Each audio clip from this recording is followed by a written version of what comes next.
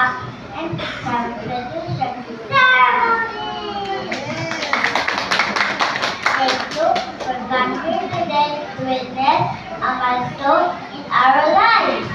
The theme for this year is Declaration of Unity, Marches for a New Philippines!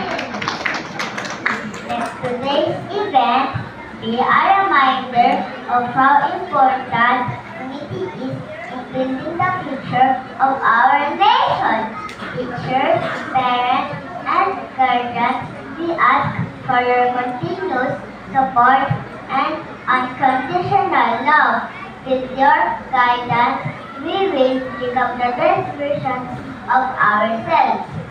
Generonia, let us not be afraid to take risks. My fellow movers, let us start young. Let us all be the generations which this nation has long been waiting and hoped for. Let us all unite.